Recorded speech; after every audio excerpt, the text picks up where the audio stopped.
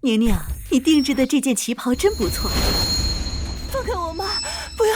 待会我穿上肯定。宁宁，你怎么了？身体不舒服吗？妈，你还活着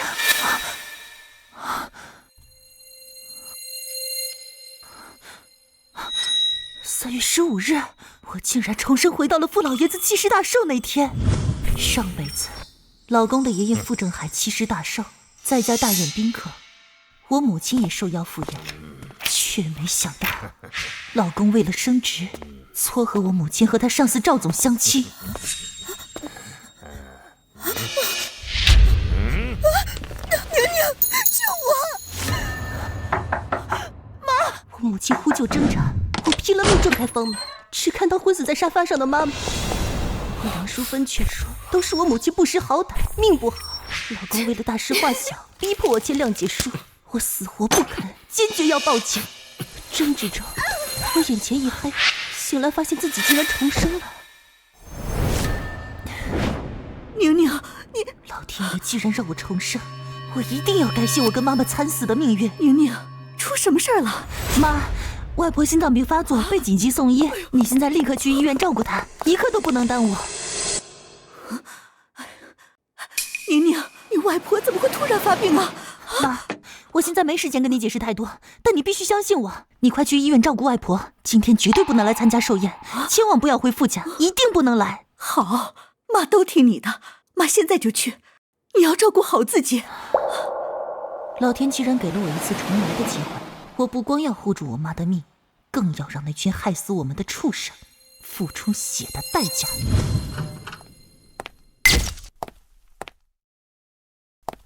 你干什么去了？今天爷爷大寿，你不忙着招待宾客，到处瞎跑什么？傅景晨在哪儿？我哥正忙着呢，忙着给你家攀一桩泼天的富贵。什么声音？没什么，应该是你妈在帮忙招待我哥的贵客，可能在聊天吧。我妈？对啊，我哥公司的大老板赵总也大驾光临了。你妈不是守寡多年吗？我们好心撮合你妈跟赵总，他俩正在相亲呢。不可能，我不是刚把我妈送走吗？怎么会在楼上？难道她又回来了？糟了！哎，你干嘛去？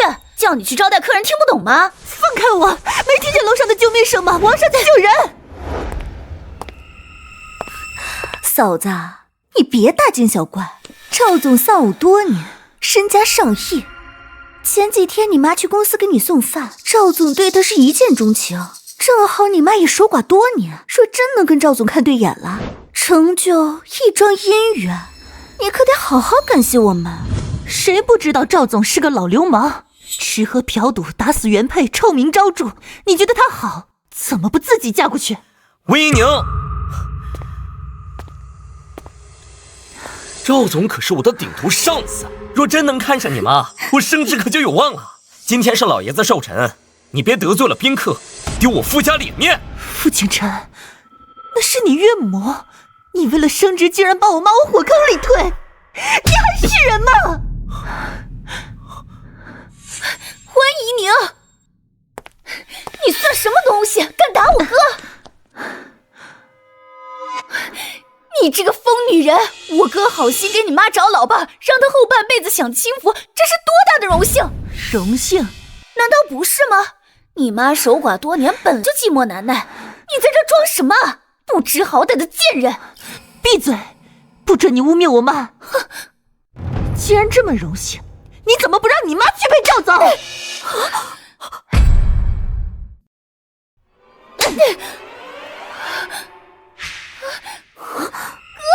他又打我！你快滚吧，这个疯女人！给瑶瑶道歉！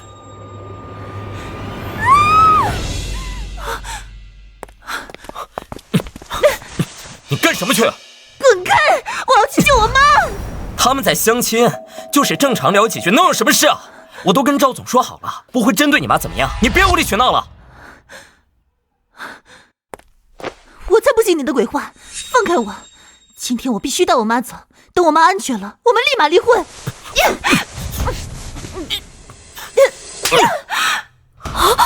离婚？你敢跟我提离婚？对，离婚。温姨娘，能嫁进富家是你8辈子修来的福分，离婚了，你可就是2手货了。你敢跟我提离婚？必须离！这个丧门星早该滚出我们傅家了。哥，跟他离了，马上娶小小姐。小小姐温柔贤惠，哪点不比他强？瑶瑶，别这么说，嫂子只是太担心而已，一时急糊涂了。景晨，你别生气，嫂子不是故意的。小小姐，你就是太善良了，别替她说好话了。你对我哥一心一意，比这个心狠手辣的贱女人强10000倍。那我就祝你们天长地久。但今天我必须带我妈走。你要是非得拦我，那就拼个鱼死网破！温姨娘，就算要离婚，也得等老爷子寿辰办完。今天谁也不能破坏老爷子贺寿的心情，更不能得罪我傅家的贵客。我劝你识趣点，别逼我。傅景晨，我也再说一遍，今天我必须带我妈走。你要是再拦我，我就报警了。景晨，你跟嫂子好好说，今天爷爷大寿，满屋子的宾客，要是闹到警察来了，到时候得罪了赵总，既影响你升职，又丢傅家的脸面，多不值当啊！就是，还是小小姐明事理，处处替我哥着想。哪像这个疯女人，眼里只有她那个寡妇妈，根本不顾我哥的前途傅家的脸面。呸！小家精丧门星。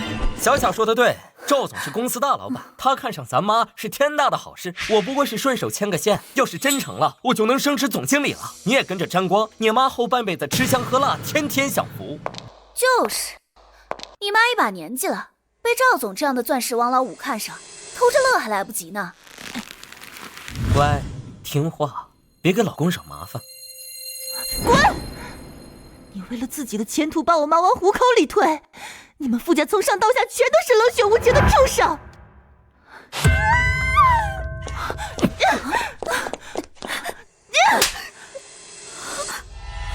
温姨娘，你找死！你敢打小小？小小，你怎么样？我没事，你别怪嫂子。都别过来！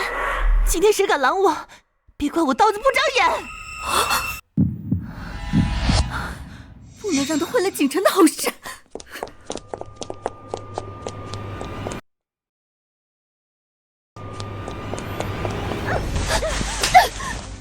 你这个毒妇，你就不为景晨的前途想想吗？景晨怎么娶了你这种丧不星？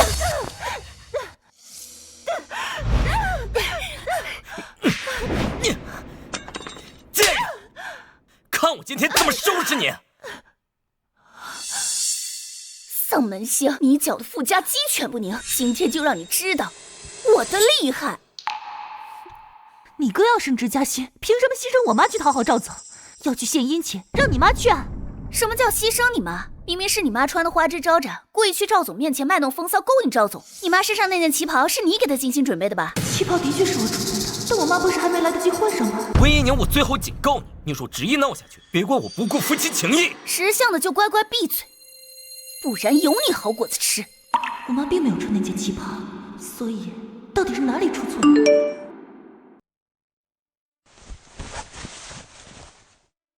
宁宁，我到医院了，没找到外婆，她手机也打不通，你能联系上她吗？太好了，妈妈没有回来，她去了医院，现在安然无恙。救命！快来救我，儿子！既然里面的人不是我妈，那到底是谁？傅家女眷都在，唯独少了婆婆。难道里面的人是婆婆？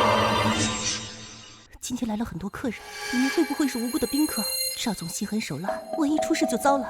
不行，我不能让无辜的宾客受到牵连，这是做人的底线。傅景晨，你现在立刻进去阻止赵总，里面的人不是我妈，很有可能是来参加寿宴的无辜宾客。一旦有客人在傅家出事，你和傅家都要承担责任，到时候你追悔莫及。你就是想骗景晨进去打扰赵总相亲，你以为我们会相信你的鬼话？再说了，赵总就是和你妈相亲聊聊天而已，你大惊小怪做什么？就是，到时候你妈嫁给赵总，你也跟着沾光，变成富二代了。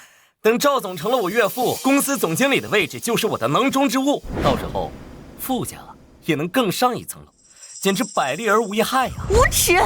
温姨娘，你别不识好歹，等赵总当了你继父，你荣华富贵享用不尽时，可要念着老子的好。咦，怎么没声了？景晨，看来你岳母被赵总哄得服服帖帖了，这就对了嘛。识相的才有好日子过。你妈肯定是被赵总的魅力折服了，这会儿没准两人生米已经煮成熟饭了。我最后一次劝你们，立刻进去阻止赵总，里面的人真的不是我妈。一旦无辜宾客在傅家出事，后果不堪设想。够了，你少在这里危言耸听了。爷爷的寿宴快要开始了，你赶紧去给我招呼客人去。瑶瑶，救我！里面的声音怎么这么像我妈？里面的声音怎么这么像我妈？肯定是我听错了。哥，你别再被这个女人骗了，她就是个搅家精、丧门星，把咱们家搅得鸡犬不宁。你赶紧跟她离婚，娶潇潇姐，潇潇姐比她好10000倍。景晨，你别为难，我只希望你好，不管你做什么决定，我都支持你。温一宁，你闹够了没有？等寿宴结束，我立马跟你离婚。离婚？正如我意，这个婚我离定了。但现在我必须进去，里面的人真的不是我妈，是无辜的人，再晚就来不及了。你还在撒谎！我没有必要骗你们，我现在就给我妈打电话，开免提，让你们听清楚。你少在这里装模作样演戏骗人，谁会信你的鬼话？温一宁，你还敢耍花样？你们简直不可理喻！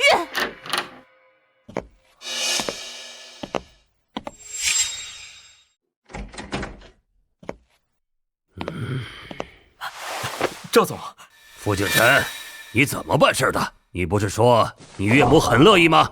怎么还跟老子搭桥？赵总，我岳母她怎么了？怎么了？让她喝个酒扭扭捏捏的，老子要不是看她徐娘半老，风韵犹存，哼，才懒得浪费时间。扫兴！赵总，我岳母农村出身，没见过什么世面，第一次见到您这样的大人物，一时紧张了。您大人有大量，别跟他计较，我带他给您赔不是了。赵总，您别生气，回头我们好好劝劝他，下次定让他好好陪您。那您看今天这相亲，马马虎虎吧，不过你们还得劝劝他，都一把年纪了，别装什么矜持。老子喜欢更主动点的，不然你这升职加薪可就没指望了。是，赵总，您慢走。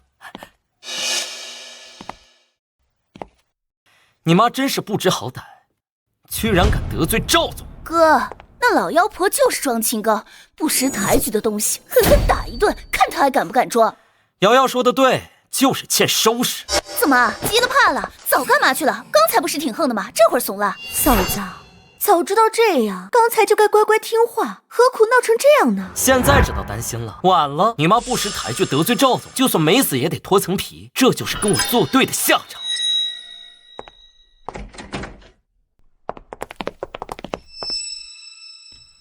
这身上的旗袍好眼熟，这不是我给我妈准备的吗？我的好岳母，快醒醒，该起来给我爷爷拜寿了。还装死？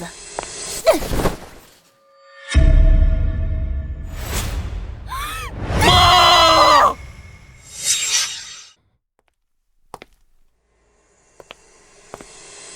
景晨、星瑶，老爷子寿宴开始了，催你们赶紧下去。知道了。星瑶，走吧，赶紧去给爷爷祝寿。你既然要跟我离婚，就没资格再给老爷子祝寿。你给我留在这里，好好劝劝你那该死的妈。你们确定不看看这人是谁？除了你妈还能是谁？一个老妖婆有什么好看的？还装死不同情。就是有什么好看的？还以为自己是黄花大闺女呢，真可笑！你们一个个简直就是冷血动物！不管这人是谁，他被伤成这样，都应该报警，让警察来处理。温一宁，你找死！谁让你报警的？警察同志，温一宁，我警告你，今天的事，你若是敢报警，敢把事情闹大，我让你们母女俩都没好下场。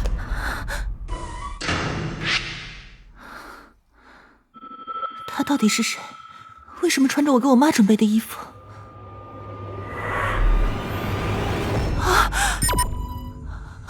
婆婆！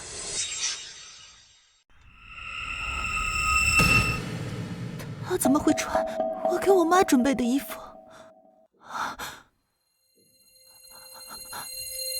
还有一口气，必须尽快抢救。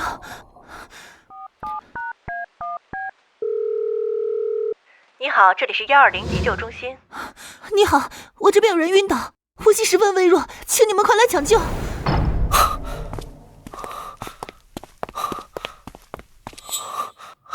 爸，我妈呢？我哪知道？问你外婆去。景晨、金瑶，你们忙什么去了？一上午都不见你们俩。外婆，我妈去哪里了？哦，你妈啊，刚才你舅舅舅妈拌嘴吵了几句，你舅妈生气走了，你妈应该追去劝她了吧？那我打电话问问。妈没带手机，你怎么打？舅舅，你给我舅妈打电话问问，就说寿宴开始了，让他们快点回来。打什么打？一点小事就生气走人，惯着他。我今儿要是先给他打电话，我就不是男人。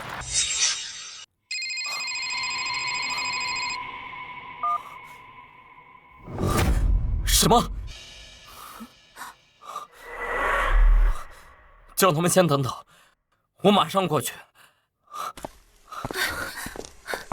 哥，我也去。景晨，来了。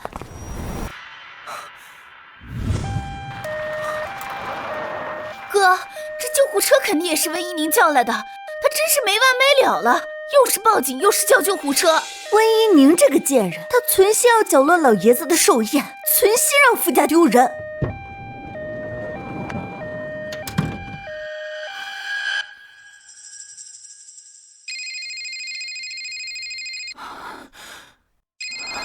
肯定是救护车到了。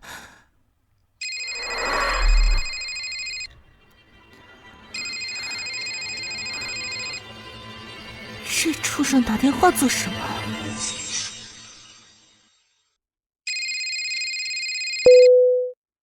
温一宁，你问警察干什么？还有救护车？今天老爷子70大寿，满屋子客人，你非要闹得全家不得安宁，图什么？救护车到了，快，赶紧让他们上来！站住！不是你们家打急救电话说有人晕倒，情况紧急吗？没有，那人有神经病，闹着玩的。你们怎么能这样？这是浪费医疗资源。我家今天老爷子祝寿，大喜的日子，没人生病，你们赶紧走。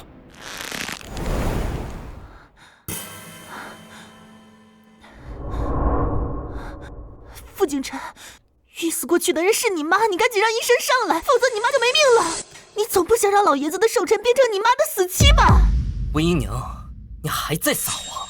我外婆都说了，我妈跟我舅妈在一起，你是不是得失神疯了？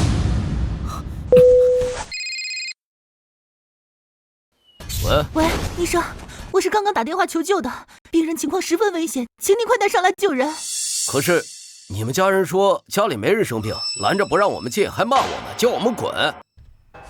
看来傅景晨在门口守着，再这样耽误下去就真没命了。医生，那这样吧，我赶紧把人背下去，你们等我一下，千万别走。行吧，那你快点，我们等着。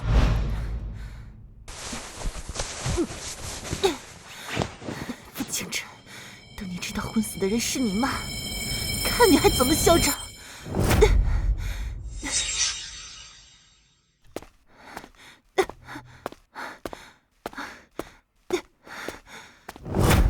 快，人来了！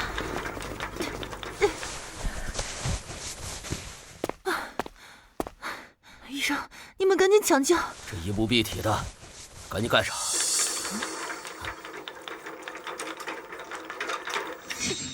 装的还挺像，可是我怎么感觉不像是装的？那老妖婆好像确实昏死过去了。不可能，绝对是装的。赵总不是下手没轻重的人，他来参加爷爷寿宴，怎么可能没点分寸呢？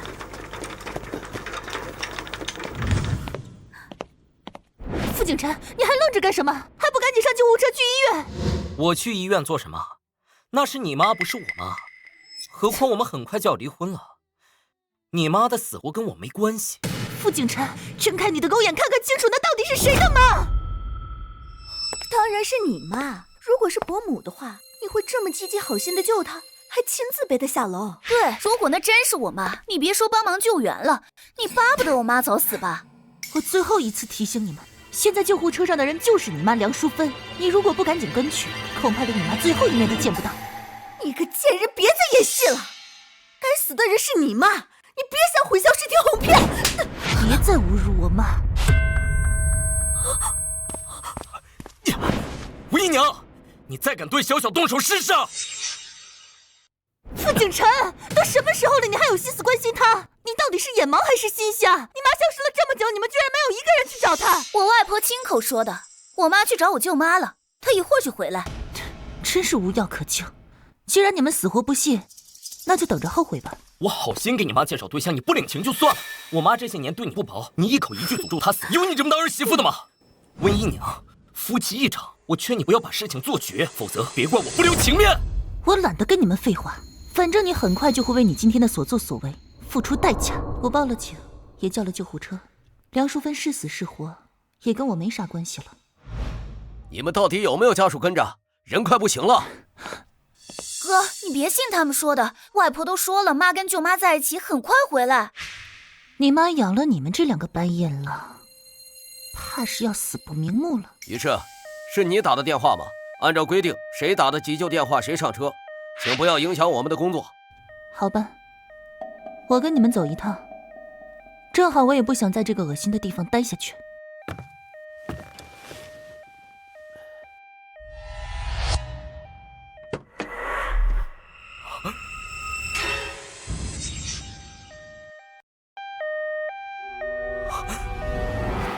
妈，哥，你怎么了？那个人手腕上有只绿色镯子，像是妈的手镯。哥，你忘了之前温一宁的妈过50岁生日时，温一宁也给她买了个绿镯子。哼，肯定是那老妖婆看到伯母的祖母绿手镯，心里嫉妒，就让她女儿买个高仿的假镯子戴着，满足她的虚荣心。就是，货真价实的祖母绿手镯，哪是他们乡下人买得起的？你妈养了你们这两个白眼狼，怕是要死不瞑目了。会不会真弄错了？赵总欺负的人真是我妈？景晨，你怎么了？你不会相信那贱人的话了吧？哥，你想想，如果真的是咱妈，温一宁会这么好心，又是报警，又是叫救护车，还亲自背下楼，现在还陪着去医院。你说的对，她只有对自己亲妈才这么重视在意，对咱妈一向假惺惺。是啊，你看他连你的工作前途都不在乎，又怎么会在乎伯母的安危？不过，就算那是他妈，万一真出事了，也很麻烦。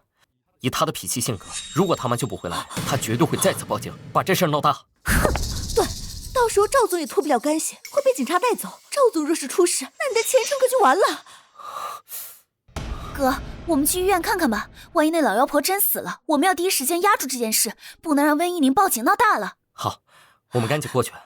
如果真出了事，得让温一宁签谅解书，不能追究赵总责任，否则会牵连我升职加薪。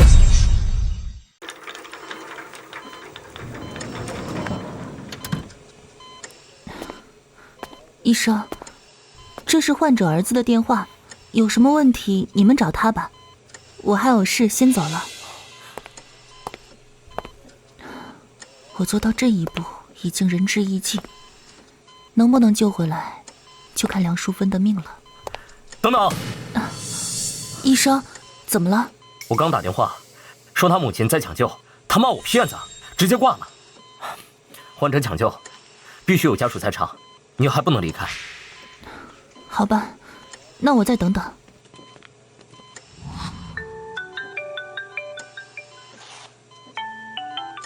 宁宁，我终于联系上你外婆了，她没发病啊，正跟老姐妹在公园打太极呢。你为什么说外婆突发疾病送医院了？妈，外婆没事就好。宁宁，你从哪里得到消息说外婆病发入院？妈，这件事说来话长，我在电话里解释不清。你既然找到外婆了，那就陪着外婆不要走开。记住，你千万不要去傅家，我有事会给你打电话的。宁宁，你是不是出什么事了？你千万不要瞒着妈。妈，我好好的，没事儿，你别多想，等我消息就行。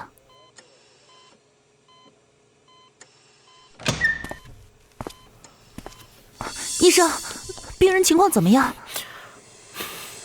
抱歉，我们尽力了，病人窒息，错过了最佳抢救时机，请节哀。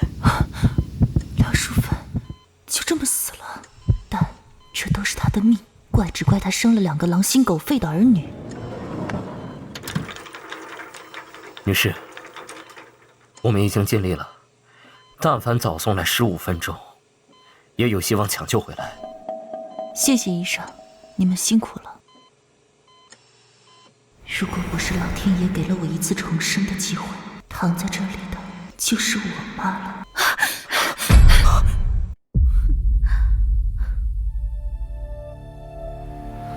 傅景晨，你来干什么？当然是来给你妈那个老妖婆送终。畜生！贱人，你凭什么动手打人？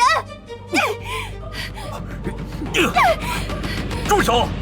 这里是医院，你们家人去世了，你们不伤心哀悼，还有心思吵吵闹闹，到底还有没有人性？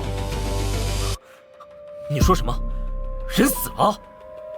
如你所愿，你妈确实死了，你们来的正好，赶上给她送终。可惜连最后一面都没见到。你胡说什么？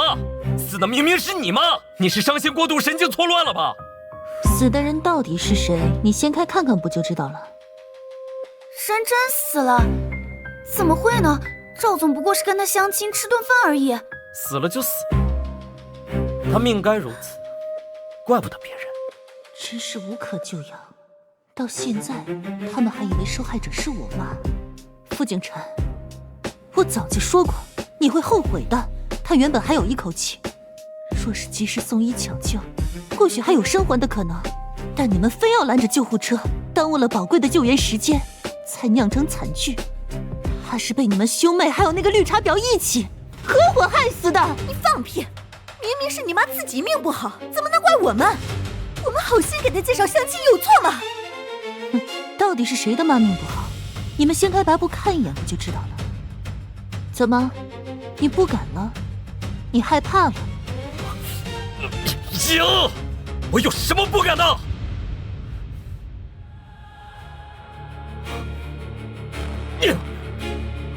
妈！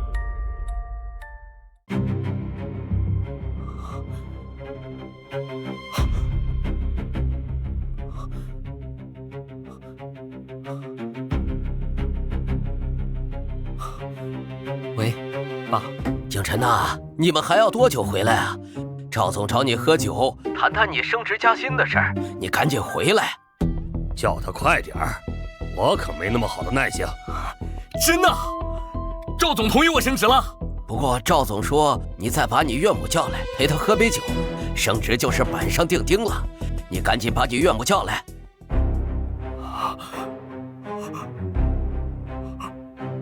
手机给我，我跟他说。傅景晨，我说话算话，你把你岳母叫来，再陪我喝2杯，我保证你马上荣升总经理。赵总，这件事有点麻烦，我一会儿回去跟你好好解释。解释什么？你赶紧把人带来，不然我马上走了。那公司总经理的位置就是别人的了。别，赵总，你等等，我马上赶回去。哥，怎么了？赵总说什么？赵总还有那老妖婆作陪，可他人都死了。这老妖婆太没用了，好端端的突然就死了，坏了你升职加薪的好事。就是，要死也该等你拿下公司总经理的位置再死啊！你们简直比魔鬼还可怕！我现在赶着回去招待赵总，没空跟你纠缠。等老爷子寿宴结束，我才来好好收拾你。你确定不看躺着的那人是谁？哎呀，哥，有什么好看的？死人太晦气了。赵总不是找你吗？我们赶紧回去吧。你说的对，我不能染了这晦气的头发。傅景晨，好言难劝该死的狗，随便你，反正跟我没关系。走吧，我们赶紧回去。对了，景晨，他妈死了，到底是一条人命呢。他要是报警怎么办？这事不能闹大，否则赵总那边……这件事你不许声张，否则只会玷污你妈的名声。当时现场有很多目击证人，都能证明是你妈主动勾引赵总的。你要是再敢报警把事情闹大，我有的是手段治你。你也不想你妈死了还被人戳着脊梁骨指指点点吧？傅景晨，你比恶魔还要恐怖！傅家就是吃人的魔窟，幸好我今日看清你，这婚我离定了。等寿宴办完，我哥会立马跟你离婚的。在此之前，我劝你安分点，哼，不然就让你和你妈落得一样的下场。你们太嚣张了，光天化日竟然公然威胁人命！逝者为大，你们连最基本的良知都没有。关你们什么事？连个人都救不活，没告你们用意害人就不错了。你，我知道你没了妈，成了孤儿，肯定伤心，但这也怪不得我们，谁让你妈福薄，享不了有钱人的福。死了正好跟他爸团聚，也算享福。等寿宴结束，你乖乖签了谅解书，不要再追究此事，我就让你妈风光大葬，留个体面。看我哥对你多好，你就知足吧。谅解书，我若是不签呢？不签，想讹我？敢不签，就把你妈尸体扔江里喂鱼，让她死无葬身之地。好啊，我等着，等最后你们发现死的是自己亲妈，怕是要苦短肝肠，恨不得以死谢罪吧。走，赶紧回去了，一会儿惹怒了赵总，我什么都没了。想不到梁淑芬的一生竟这般惨淡收场。请问你是逝者什么人？我是他儿媳，不过很快就是前儿媳了。这么说，刚才那男的是逝者的亲儿子？天底下怎么有这样禽兽不如的儿子？他亲妈死了，看都不看一眼，还要恶毒的诅咒。医生，人已经死了，那接下来是什么流程？可以先暂放医院太平间，也可以给殡仪馆打电话，他们会派车来接。若是亲友要来告别，就设置灵堂办个追悼会。好，谢谢你们。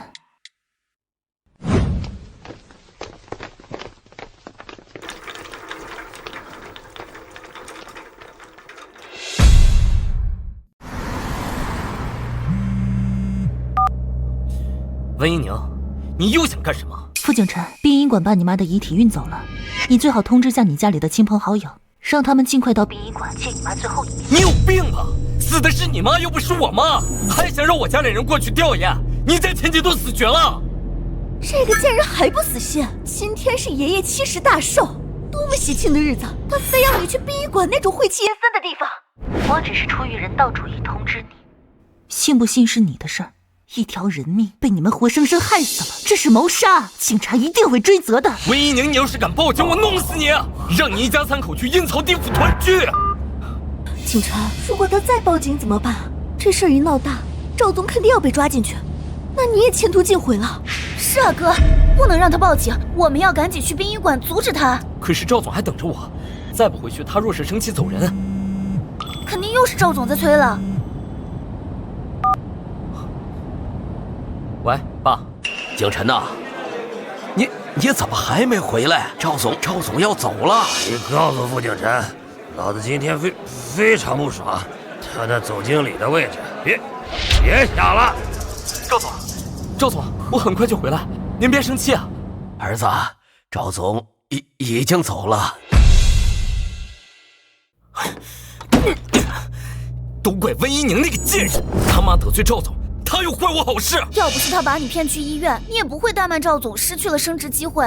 景琛，你赶紧给赵总打个电话，多说点好话，看看还能不能挽回。我这就打。完了，赵总不接电话，那怎么办？我们现在直接去找赵总说情吗？当务之急是去阻止温一宁报警，否则事情闹大，赵总可就真完了。相反，我们拿住了赵总的把柄，没准还能让他改变主意，继续提拔你哥。小小你真聪明，我怎么没想到这个？哥，还是小小姐对你好吧，设身处地为你着想。小小，等我跟那贱人离了婚，马上娶你，你想要多少彩礼我都给，还有5金，随便你挑。谢谢你，景琛。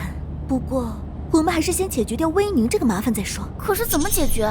那贱人太有心机了。我现在给他打个电话，先把他稳住，以免他报警，然后我们过去想办法逼他把谅解书签了，这样他就没法追究责任。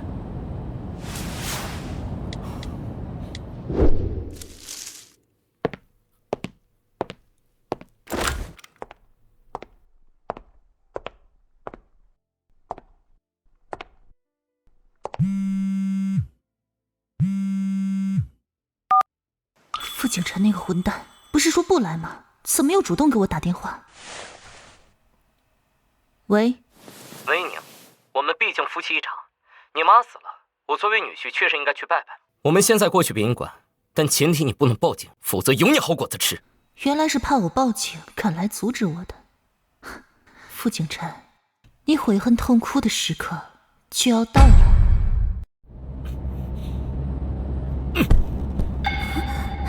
哥，他怎么说？他什么都没说，直接挂了。亲妈都死了，估计是太伤心了，真是可怜啊。那是他咎由自取，要不是他，我也不会得罪赵总，失去晋升机会。对，这笔账我们一定要算。他想骗我们去殡仪馆，8成是要逼着我们给他妈磕头道歉。哼，我们偏不，我们不但不让他如愿，还要搅得他妈在黄泉路上不得安宁。小小姐，你是不是有主意了？对付温一宁这个贱人，我倒是有个办法。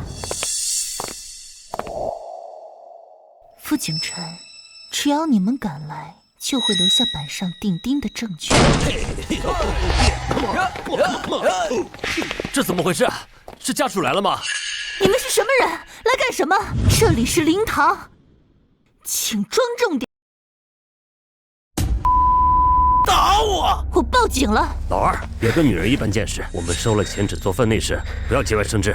我的好嫂子，节哀顺变，从今以后你就孤家寡人一个了。你现在是不是很后悔跟我哥提离婚啊？他后悔也没用了，你们母女俩毁了景琛的前途，景琛这辈子都不会再多看你一眼。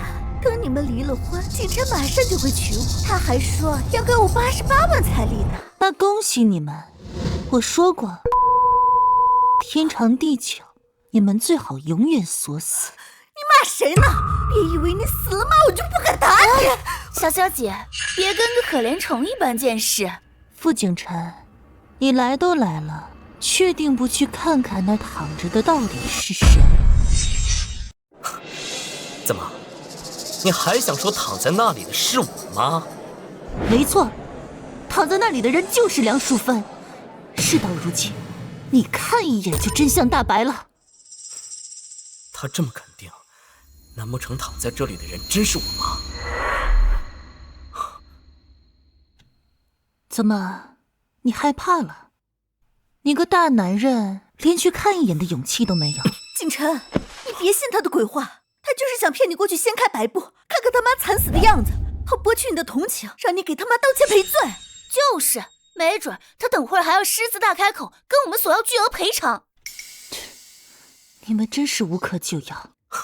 温姨娘，你费尽心思把我们骗来殡仪馆，不就是想逼我们给你妈道歉吗？我告诉你，没门儿！你更别想要任何赔偿。你们母女毁了我的前途，简直是老子的克星！老子没一把火烧了这灵堂，就已经是仁至义尽了。你自己没本事，就会甩锅怪别人。为了前途，把自己的亲妈送上领导的床，真是丢人。温姨娘，我警告你，要是我失去这次晋升机会，我让你们一家3口去阴曹地府相聚。哥，你跟他扯这么多做什么？赶紧叫他把谅解书签了，不能让他再继续追究这事儿。对，景琛，赶紧让他签谅解书，我们好离开这儿。这鬼地方阴森晦气，我一刻也不想待。温姨娘，看在我们夫妻一场份上，你出言不逊我就不计较了，但你必须签下谅解书，保证不再闹事，也不能追究任何人的责任。谅解书？对，谅解书。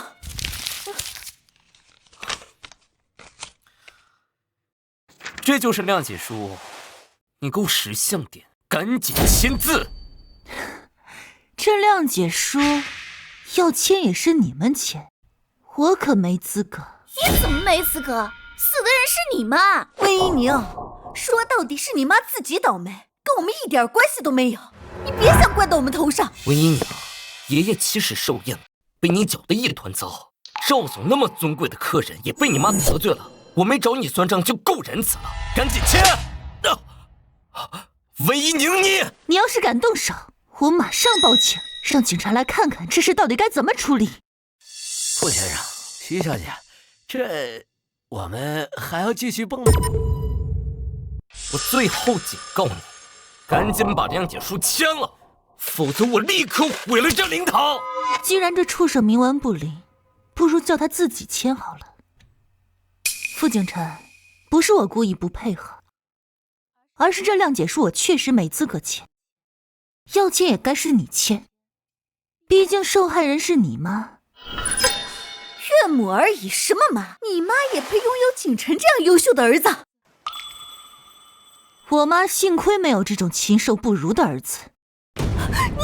哥，看来他是打定主意不配合了。温姨娘，你真是给脸不要脸！景晨，他说的也对，你签就你签，反正你俩现在还没离婚，你还是那老妖婆的女婿，你作为家属也可以签这谅解书。也行，反正是我岳母，我签就我签，只要签了这谅解书，就没人能追究责任。你确定不签？你想签就签，不用征求我的意见。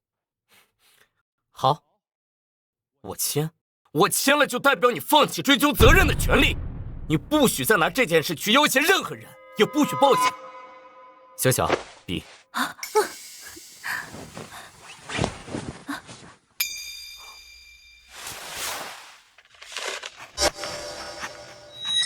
傅景晨，我真好奇，当你发现真相后，会是什么反应？你看清楚，谅解书我已经签字了，今天的事到此为止，赶紧把你妈火化下葬。这一批火化也需要家属签字。傅景晨，既然你这么喜欢签字，那就再签一个火化同意书呗。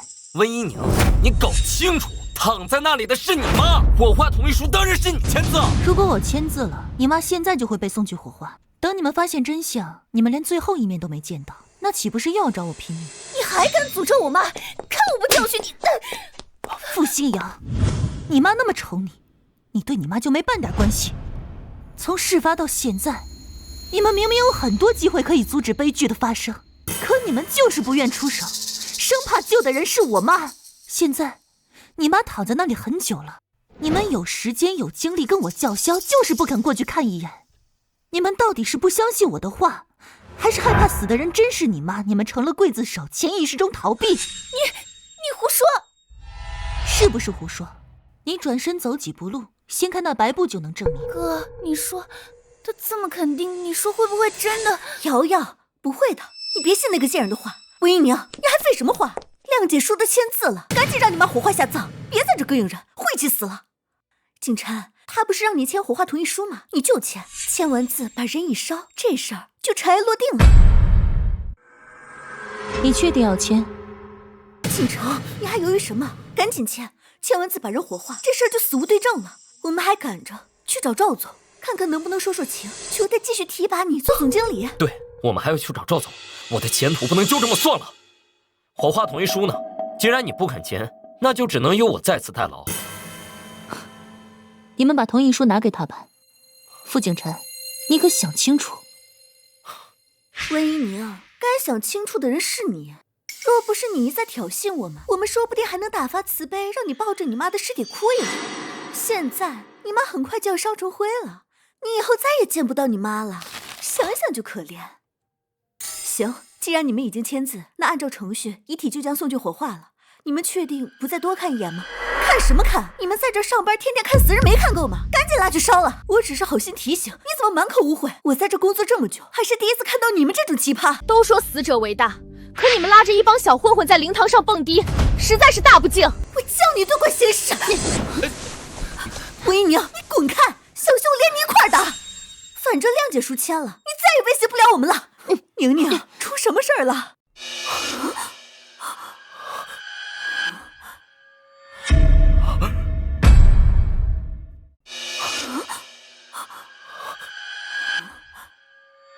这是怎么回事？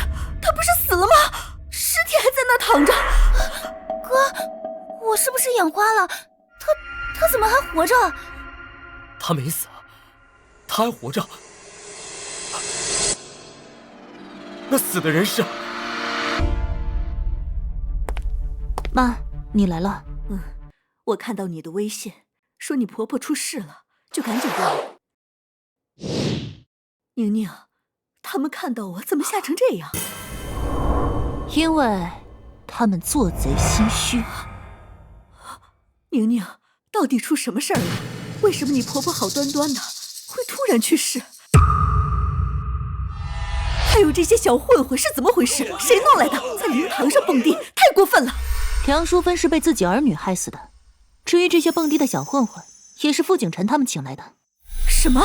傅景晨自己请人来这蹦迪的？他疯了吗？或许吧。滚！还不给我滚！你有病啊！是你请我们来的！滚！再不滚，我弄死你们！走。傅景晨，你的报应开始了。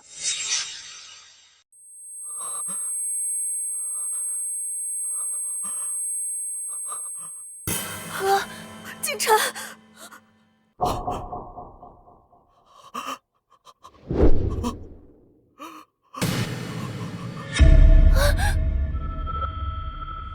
妈，怎么是你啊？你醒醒，醒醒啊！妈，为什么是你呀，妈？妈，你醒醒，妈，你快起来！怎么会这样？怎么是我妈？我居然害死了我妈！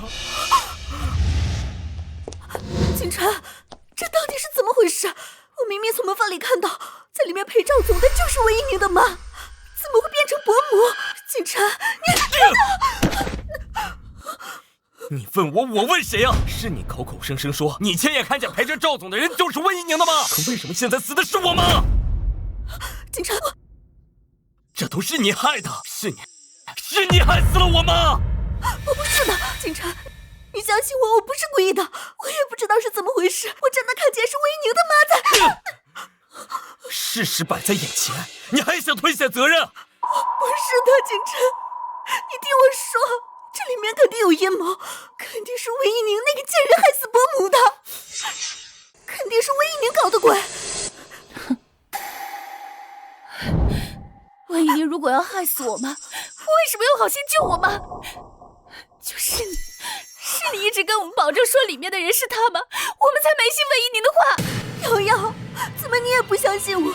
从小到大，伯母对我那么好，在我心里，她跟我妈的地位差不多，我孝敬她都来不及，怎么可能故意害她？真是狗咬狗，一嘴毛。傅景晨，你现在总该相信我的话了。被赵总欺负的人一直都是你妈，我一直想救你妈，是你们非要拦住我不让我救。我们也是被误导的，都怪徐小小那个贱人。我跟我哥几次都要相信他的话了，准备去救了，都被你拉回来。徐小小，都怪你，你要对我妈的死负主要责任。不是的，瑶瑶，我真的不知道房间里的人是伯母，否则我肯定第一个冲进去救。景晨，你相信我，我真不是故意的，我那么爱你，我怎么可能故意陷害伯母？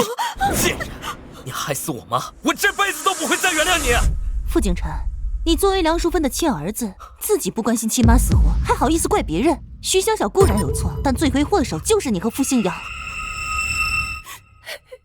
妈，你醒醒，我不要你死，你快醒醒，你一定是在跟我们开玩笑。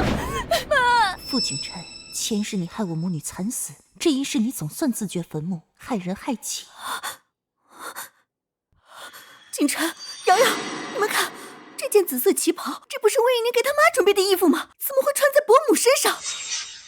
魏一宁，我就说是你故意害伯母的，是不是你骗他穿上这件紫色旗袍，故意误导赵总，误导我们的？你可真会推卸责任。景晨，瑶瑶，就是他才是害死伯母的罪魁祸首。哥，这件紫色旗袍确实是温一宁给他妈准备的。温一宁，你简直蛇蝎心肠！我妈平日待你不薄，你至于恨她入骨，要她去死吗？温一宁，夫妻一场，我没想到你居然如此心狠手辣。就算你对我不满，你冲着我来就行了，为什么要害死我妈？傅景晨，你摇一下头，看看两边的猪耳朵会不会扇到脸。你跟你妹都是猪脑子吗？徐小小说什么你们就信什么。之前他说被赵总欺负的人是我妈，不是你妈，你们深信不疑，结果害死了你妈。我那是被误导的。现在真相大白，你们终于知道死的人是你妈了，可你们又听他煽风点火，把矛头对准我。别忘了，我是唯一一个从头到尾都在努力营救你母亲的人。哼，你要是个男人，现在真应该跪在我面前给我磕头。既然你无辜，那你说说，为什么你给你妈准备的衣服会穿在我妈身上？我也纳闷呢，为什么我给我妈准备的衣服却被你妈偷穿了？要不你追去黄泉路上问问你妈。韦一宁，你找死！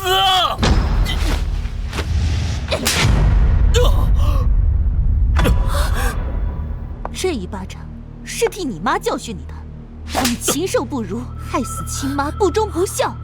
这一巴掌是替我妈教训你的，打你攀附权贵，牺牲岳母，狼心狗肺。这一巴掌是替我自己教训你，打你虚情假意，背信弃义，薄情负信。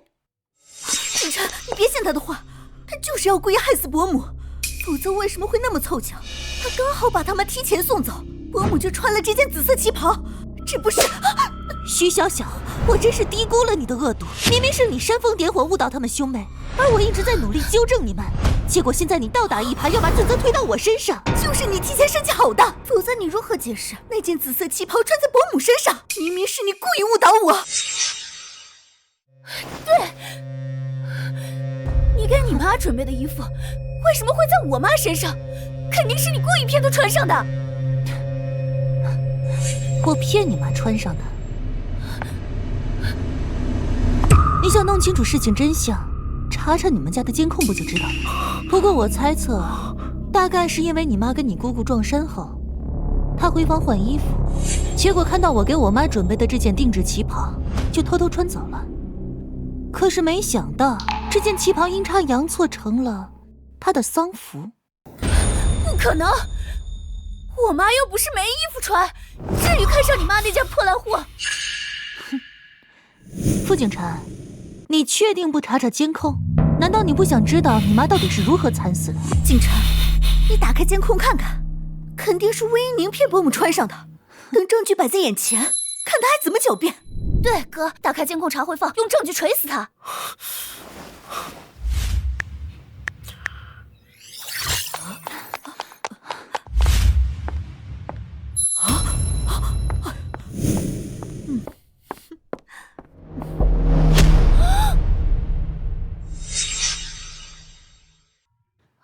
看，果然跟我猜测的一模一样，就是你妈偷穿的。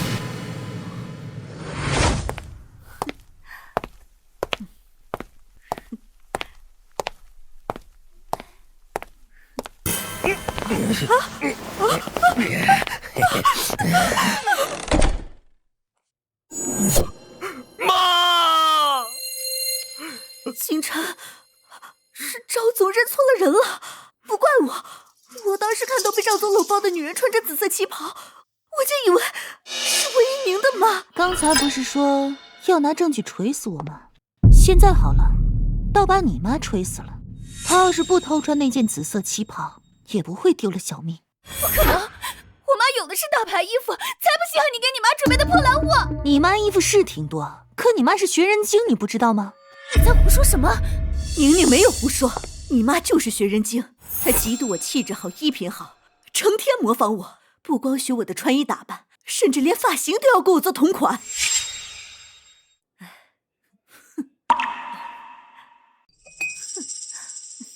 所以今天她肯定是怕被我抢了风头，就故意霸占我女儿给我准备的旗袍，结果没想到，就因为她太像我，反而惹祸上身。再加上你们一个个心肠歹毒、冷漠自私，不愿相信我女儿的话，最终害死了你妈。你们跟那个赵总，全都是杀害你妈的凶手。不可能，就是你们的错。为什么死的人不是你？我妈就是被你害的。我要杀了你，为我妈报仇！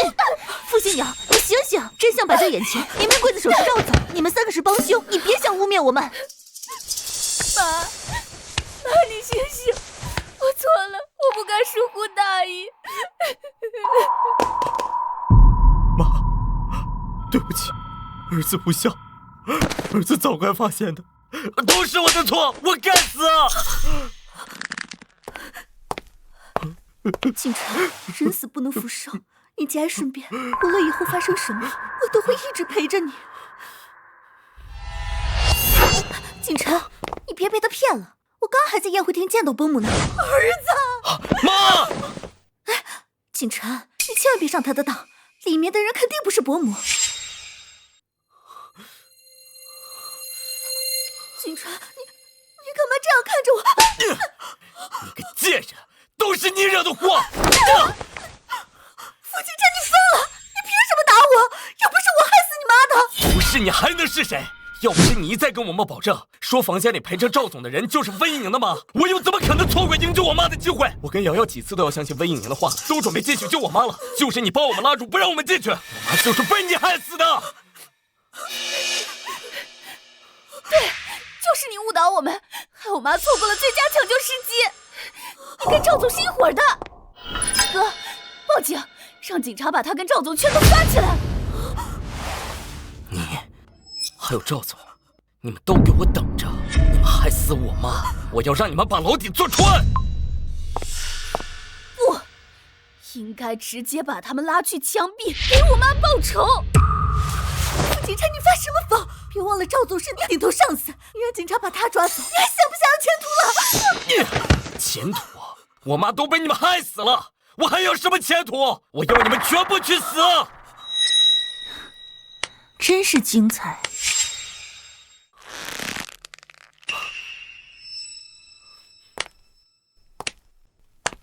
傅景琛，徐小小可是你的青梅竹马，你不是很快就要跟我离婚，准备娶她吗？现在居然要把她送进监狱，真是狠心。徐小小，你心寒吗？要被心爱的男人亲手送进监狱呢？宁宁，既然认清这畜生的真面目，那就赶紧离，妈支持你。他们都这样对我了，这婚必须离。温一宁，你别幸灾乐祸，我一定会让所有伤害我妈的人付出沉重代价。你别忘了，刚才你可是亲手签了谅解书，当众表示不会追究赵总的责任，多讽刺！你替自己惨死的亲妈轻易原谅了刽子手，怎么？别告诉我，你现在要啪啪打自己的脸！傅景琛，你干什么？拿来吧你！景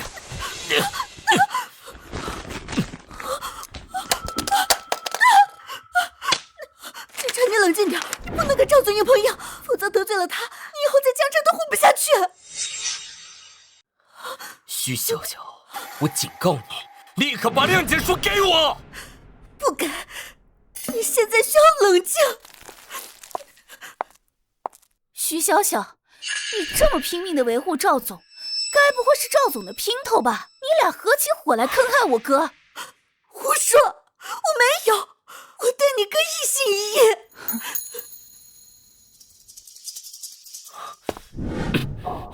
景琛，你听我一句劝，事情已经这样，没必要闹大。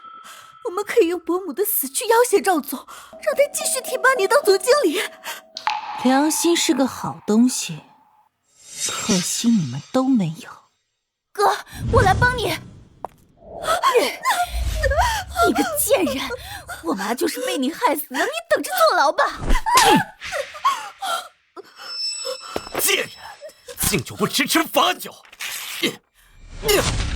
景琛，不要！我现在就打电话报警。徐小小，你给我等着，等着跟赵总一起把牢底坐穿。哥，谁打电话来？是外婆。外婆肯定是找不到妈了，打电话来问她。可是我妈已经死了，外婆若是知道这个消息，肯定接受不了。外婆，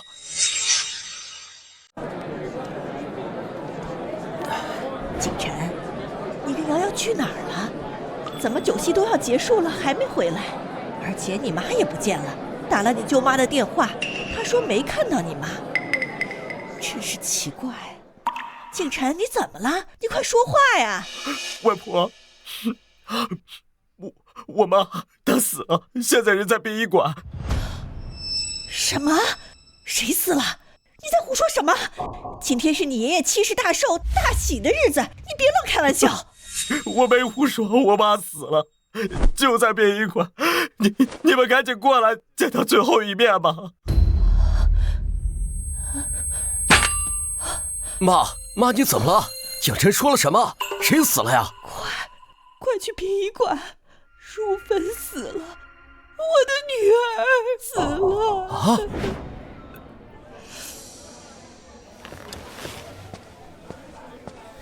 你老婆都死了，你还什么都不知道，就会喝！谁死了？淑芬？她不是在家吗？没良心的东西，连自己老婆都认错。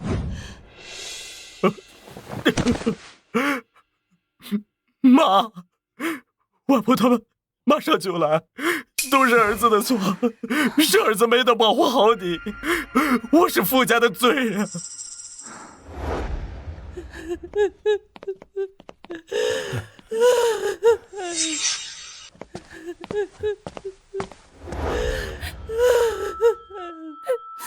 外婆，我妈死了。外婆，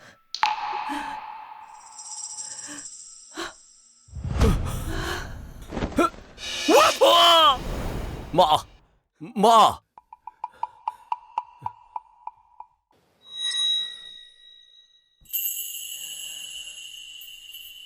淑芬，我的淑芬啊！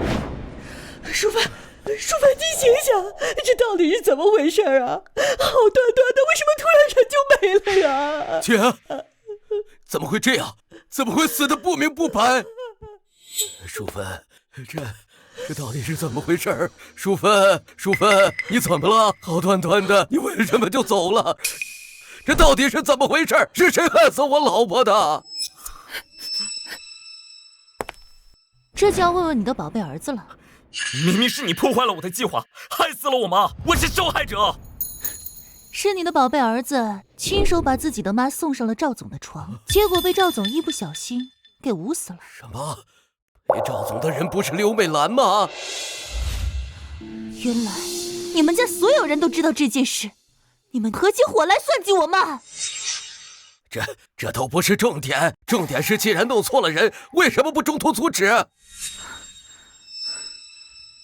我想尽办法阻止了，可你的宝贝儿子跟女儿都不肯相信我，一口咬定陪着赵总的人就是我妈。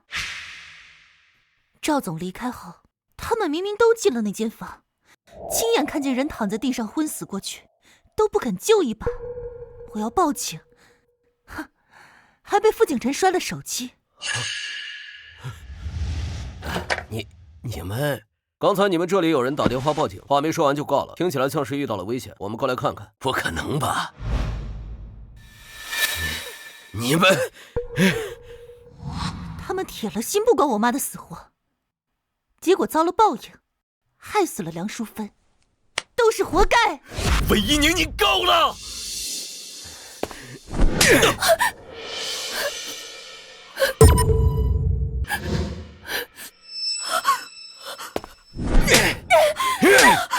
畜生！你们全都是猪狗不如的畜生！可是这也不能全怪我们，我们给你打过电话，问妈在不在宴席现场，是你说妈在招待客人的，我们是被你误导了。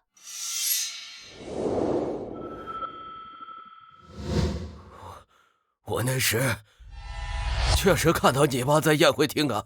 伯父，你喝多酒看错了，那个穿绿色旗袍的人不是伯母，是景晨跟瑶瑶的姑姑，他们今天撞衫了。伯母就是上楼换衣服，惨遭赵总毒手。什么？这么说，是我的错？都怪你们，你们没有一个人关心淑芬，但凡你们多关心一下她，也不至于在自己家里被人凌辱致死啊！外婆，我们也问过您，您说我妈跟舅妈在一起。什么？是我害死了我女儿淑芬啊！妈，对不起你啊！也怪我，我要是不跟我老婆怄气，早点打电话问问她，我姐或许还有希望。原本梁淑芬的命还有一线希望，可是什么？既然有希望，为什么不救我女儿？傅景晨他们下楼去吃席了，我一看昏死的人是梁淑芬，马上打了急救电话，医护人员很快赶来，可是又被傅景晨他们拦在门外。他们依然以为昏死过去的人是我妈，还觉得我妈是故意装死，就为了扰乱老爷子的寿宴，为了膈应全家。我一再强调是他妈性命垂危，让他们赶紧放医护进来抢救，可他们就是不听，我只好自己背着梁淑芬下楼交给医护。梁淑芬酒精过敏，又被枕头捂到窒息，如此一耽搁，等送到医院已经来不及了。你个畜生！就算前面我误导你了，救护车都来了，你去看一眼能怎么样？你个不孝子，我打死你！爸，这事不能全怪我哥，我跟我哥几次都要相信温怡宁的话了，是徐小小，是徐小小一再阻拦我们，非说被赵总欺负的人不是我妈，说温怡宁是故意骗我们才会一时疏忽。事到如今，你还推卸责任？他说什么你都信？他让你去死你就死吗？爸，你怎么能帮着外人说话？事到如今，说这些都没用了，还是赶紧报警，让警察来处理这事，为死者讨回公道吧。对，报警，必须把那个王八蛋抓起来，让所有欺负我女儿的人都付出代价。一旦报警，我肯定也会被抓走的。不行，不能报警。赵总有权有势，我们斗不过他的，得罪了他，只会被他疯狂报复。你算什么东西？我傅家的事轮不到你一个外人插嘴。我看你是怕警察来了，你也被抓走吧？警察来了，你们兄妹俩也别想逃脱。你们跟赵总是一伙的，从一开始就打算牺牲温怡宁的妈，你们也是帮凶。只不过人算不如天算，你们想害别人，结果害死了自己的妈。报应，都是报应。幸好你要跟他离婚，我看他跟那个赵总一样，都是畜生。是啊，幸好要离婚了。前世我的遭遇比徐小小还惨，重来一回，我总算扭转了命运。警察吗？我要报案，我老婆被人害死了。住手！肆意殴打他人是违法的。看来傅景琛是把所有的怒气跟悔恨都报复在徐小小身上了。是啊，他太歹毒了，简直下死手。警察同志，把他抓起来，他是杀人凶手，他害死了他亲妈。警察同志，你们弄错了，是要把那个女人抓走，她害死了我老婆。还有赵总，赵光明，他是杀害我妈的直接凶手。还有他，温怡宁，若不是他，我妈也不会死。傅星瑶，你是不是神经错乱了？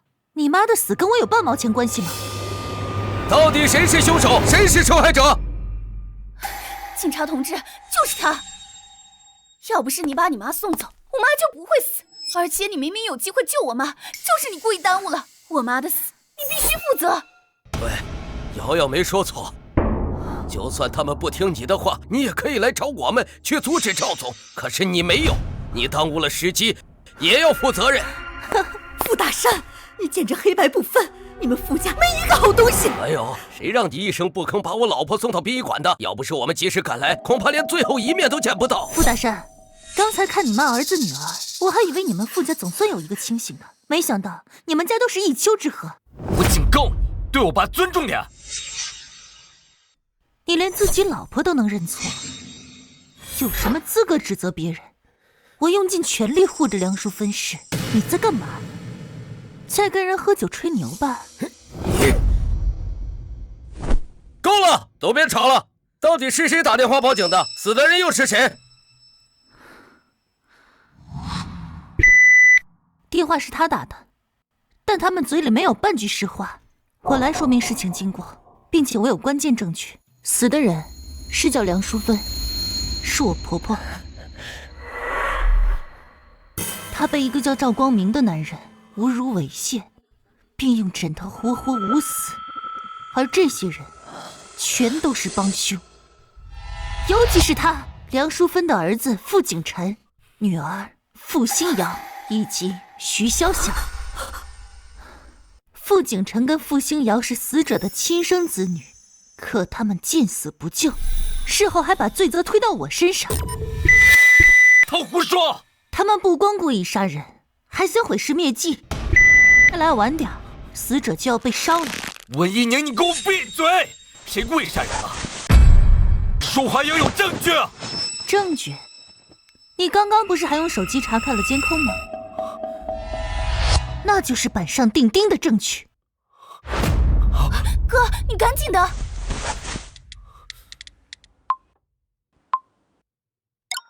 你干什么？蓄意毁坏证据也要负法律责任。现在证据没了，你还能拿我怎么办？就是他跟那个女人害死我妈的，我们这里所有人都能作证。对，他俩跟赵光明都是害死我妈的凶手。你们到底谁说的是真话？我看你们乱成一团，全都带回局里接受调查。等等，等等，我说的每句话全都属实，证据就在我手上。傅景琛，你以为你删除了你手机里的监控，那些事实就不存在了吗？你别忘了，家里的监控是我出资安装的，即便你能删除，我作为管理者也留有备份。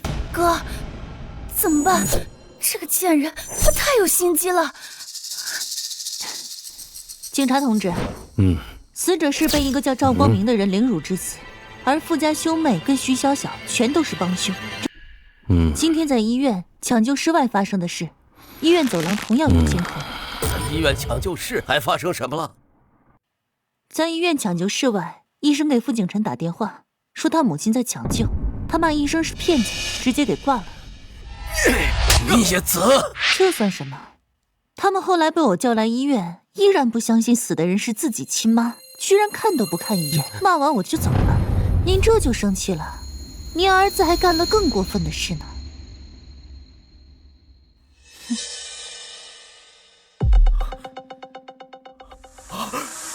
温一宁，你太坏了！证据没了，你别想再害我！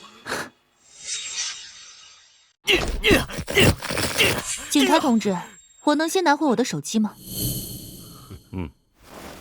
傅景琛，你以为毁掉了摄像头，证据就能销毁了？刚才在这里发生的一切，早就同步到我的手机里了。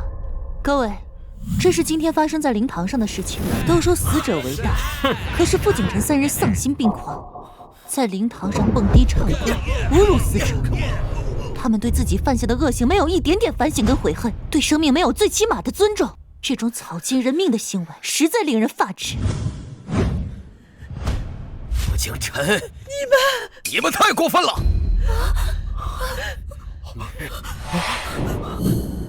你们真是禽兽不如！傅景琛、傅星瑶还有徐小小，你们勾结那个赵光明，罪行累累，证据确凿。我宣布，你们被逮捕了，请立刻跟我们回去接受调查。我不要坐牢，我是无辜的。你们要抓就抓赵总跟徐笑笑，不要抓我。娘娘，老婆，你别这样，都说一日夫妻百日恩，你不能这样对我。我知道错了，我已经付出代价了，你帮我跟警察求求情，我不想坐牢。别用你沾满鲜血的双手碰我！老婆，我错了，我真的错了。老婆，你肯定不舍得我坐牢，你快跟警察求求情，这都是误会，是误会啊！如果今天我没有及时将我妈送走，如果今天躺在那里的人是我妈，你还会觉得这是误会吗？老婆，我错了，你再给我一次机会。你不会，你只会逼我签下谅解书，不让我报警，不让我得罪赵总。你根本不会在乎我跟我妈的性命安危。老婆，傅景琛，我真庆幸在今天认清了你，否则我一辈子都被你毁了。不是的，嫂子，我们只是一时鬼迷心窍，被徐小小那个贱人迷惑了，我们没想伤害你妈妈。嫂子，求求你看在我们是一家人的份上，去跟警察求求情，我不想坐牢。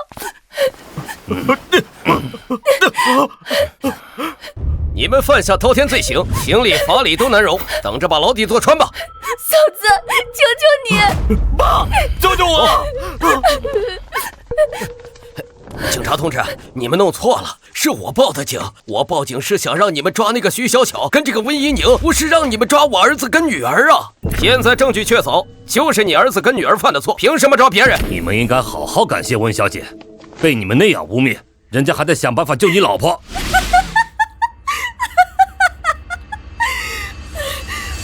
傅大山，我让你不要报警，你非不听。现在好了，警察把你儿子女儿全都抓走了。你们傅家完了，完了！儿子跟女儿引狼入室，害死亲妈，爸爸又报警抓了自己的亲儿子跟亲女儿。你们傅家真可笑。徐小巧，你不要张口，你作为从犯，同样要面临法律制裁。警察同志，我是被迫的，我什么都不知道，这一切都是傅景辰计划的，他才是罪魁祸首。闭嘴！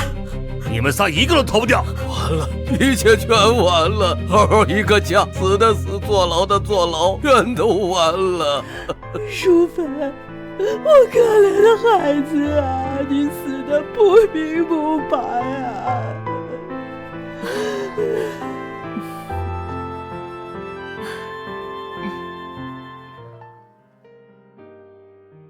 宁宁，吃点水果。谢谢妈。折腾这么久，你跟傅景辰总算离婚了，跟傅家也彻底断绝了关系。我听说梁淑芬下葬后，梁家跟傅家也老死不相往来了。现在傅家就剩2个老头子，日子过得可惨了。那都是他们应得的。确实，一家子没一个好东西。幸亏你离婚了，不然你现在就是傅家的免费保姆。啊，妈，我去开门。打扰了，温小姐。张警官、李警官，你们好，快请进吧。警察同志，你们好，请坐。2位警官，请喝茶。谢谢，温小姐，我们今天来主要是跟你们通报一下案件进展，以及后续需要你们配合的事情。好。经过我们全方位的调查审理，案件已经水落石出，判决也已正式生效。主犯赵光明涉嫌故意杀人罪、强制猥亵罪、寻衅滋事罪等等，被判处无期徒刑。从犯傅景辰策划协助赵光明故意杀人，而且还存在包庇嫌疑人、故意毁坏证据以及侮辱尸体、污蔑诽谤等多项罪名，判处有期徒刑20年。20年？还有傅清瑶和徐小巧因教唆、包庇、寻衅滋事，还有帮助毁灭证据等罪行，分别判处有期徒刑8年和10年。他们总算为自己的行为付出了沉重代价，我也成功改写了自己与妈妈的命运。温小姐，这段时间多谢你们配合调查，后续若还有麻烦你们的地方，我们再联系。你有什么问题也可以随时找我。好，这段时间也辛苦你们了。2位警官请慢走。真是抱怨不爽，傅景辰被判了20年，等于这辈子都毁了，活该。是啊，这都是他自找的，想要光明前景却不走正道，想那些歪门邪道，确实活该。傅新瑶跟徐小小，一个8年，一个10年，等他们出狱，只怕以后工作不好找，嫁人也没可能了。天作孽犹可恕，自作孽不可活。他们有今天这样的下场，怪不了任何人。现在案件结束，一切尘埃落定，你也该开始新的生活了。放心吧，妈，我已经找到新工作了，下周就开始上班。是吗？太好了。姨娘，我车就在那边，我送你吧。不用了，我叫了网约车，就快到了。好吧，每次想送你都没机会。那你就把机会给其他人吧。我的车到了，拜拜。拜拜。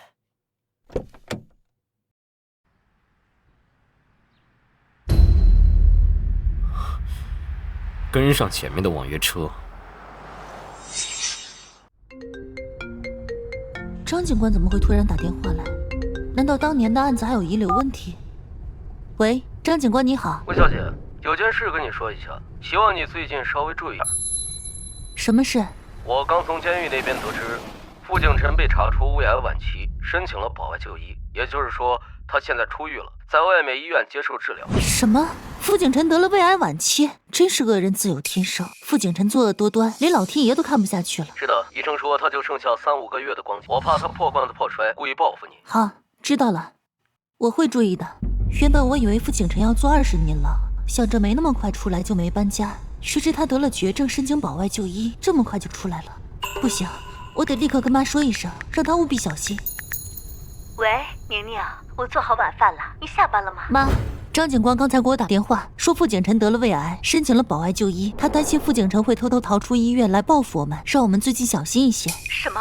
傅景辰得了绝症出狱了？可以这么理解。总之您在家小心些，有人敲门一定要问清楚。好，我知道了。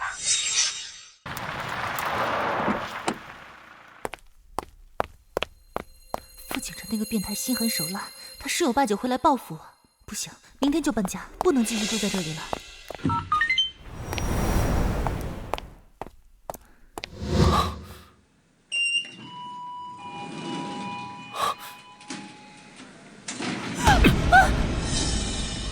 傅景晨，果真是你！我亲爱的前妻，好久不见，看来你知道我要来找你。傅景晨，你干什么？放开我！快来人呐！救命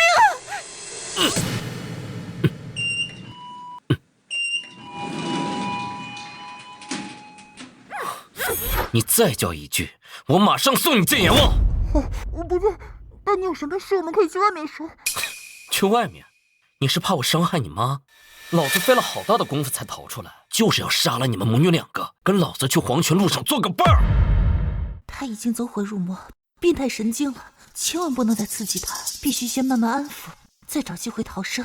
傅警察，我听警察说了，你得了癌症，出来是治病的。你消息很灵通啊。其实现在医疗技术很先进，不少癌症都可以治好。你不要泄气，还是先配合治病要紧。看不出来你还挺关心我的，难不成你还爱着我？你下班时黏着你的男人是谁？你新交的男朋友？你跟踪我？是啊，我跟踪你2天了，看你日子过得这么开心快乐，我只能像只老鼠一样躲在阴暗里偷窥。你知道我的心情吗？走，我陪你回家，问候一下我的前岳母。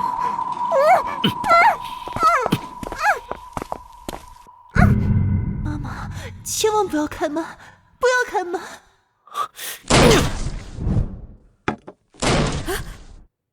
这是谁来？敲门这么粗鲁？难道是傅景晨那个畜生来了？哎呦！谁呀？妈，不要开门！宁宁，是你吗？找死！你再敢动一下，我直接杀了你！是傅景晨，那个畜生挟持了宁宁。傅景晨，是不是你？你马上放了宁宁，否则我跟你拼了！我的好岳母，我特意来看望你的，你就用这种方式迎接我？快躲进房间！大姐，别出来！不行，妈不能丢下你不管。傅景晨，你不要伤害宁宁，你有什么不满冲我来！把菜刀放下，否则我现在就杀了他！不要！看来你是不想要你女儿活了。别伤害宁宁，我听你的。我这就把菜刀放下。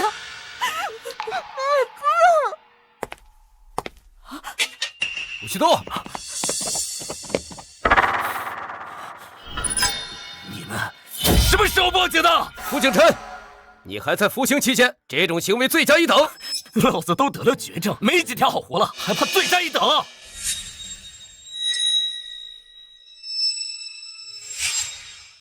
张警官，求你一定要救下我女儿。您放心，温小姐不会有事的。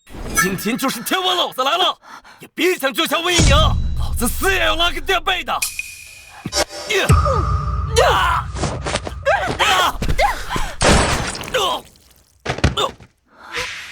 宁宁，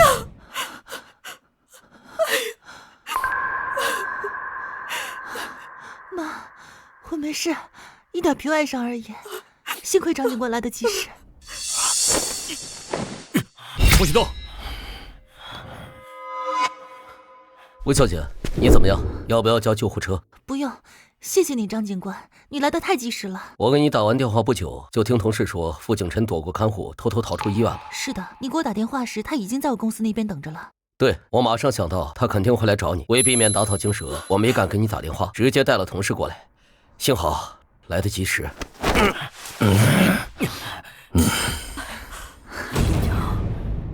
我做鬼也不会放过你！哼，你下地狱跟你妈团聚去吧！